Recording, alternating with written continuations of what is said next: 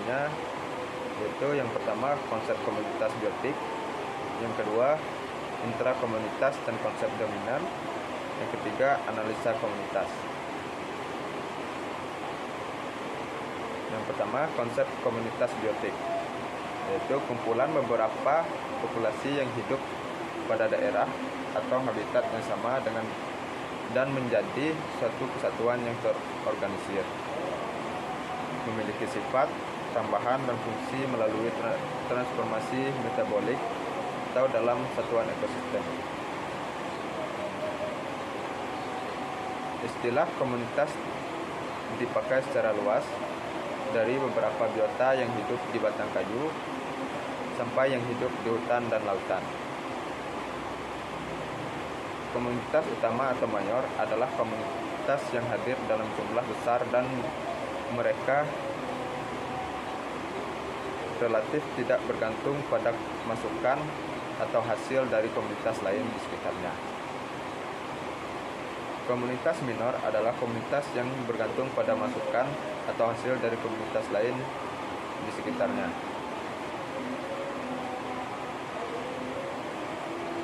Komunitas merupakan satu kesatuan dalam fungsional terkait dengan struktur trofik dan arus energi. Komposisional terkait dengan peluang spesies tertentu dapat hidup berdampingan. Konsep komunitas menjadi penting untuk menjelaskan beragam spesies yang biasanya hidup bersama di dalam tata aturan tertentu. Hal ini dikarenakan organisme tidak begitu saja tersebar di permukaan bumi. Komunitas satu dan lain dapat dibedakan apabila habitat komunitas tersebut memperlihatkan perubahan yang tajam atau perubahan akibat interaksi dalam komunitas. Konsep komunitas sangat penting dalam praktek pengendalian organisme seperti nyamuk dengan mengatur habitatnya, gulma dengan menggunakan musuh alami. Yang kedua, intrakomunitas dan konsep dominan. Tidak semua spesies dalam komunitas memiliki peran, nilai, atau arti yang sama. Hanya beberapa spesies yang berperan sebagai pengendali utama komunitasnya. Pengendalian ini dapat berupa jumlah yang banyak, biomas atau produktivitas yang besar, atau dengan kegiatan lainnya.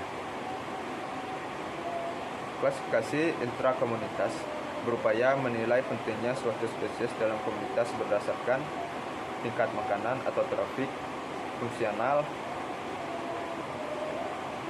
yaitu produsen, makrokonsumen, dan mikrokonsumen. Dalam masing-masing kelompok atau tingkatan trofik maupun fungsional, terdapat spesies yang sangat mempengaruhi arus energi dan lingkungan dari semua spesies dominan. Spesies ini disebut dominan ekologi.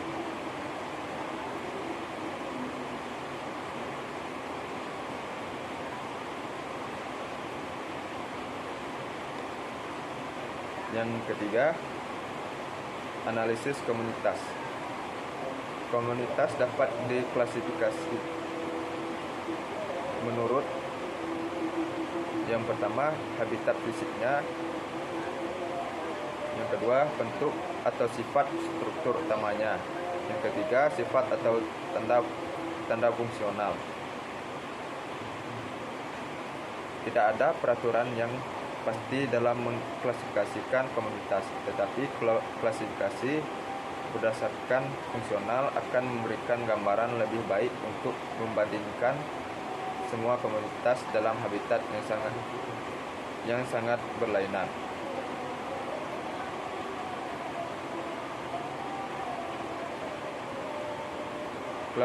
Klasifikasi komunitas pada daerah geografis tertentu dapat digunakan dengan dua cara, yaitu pendekatan zonasi dan pendekatan gradien lingkungan.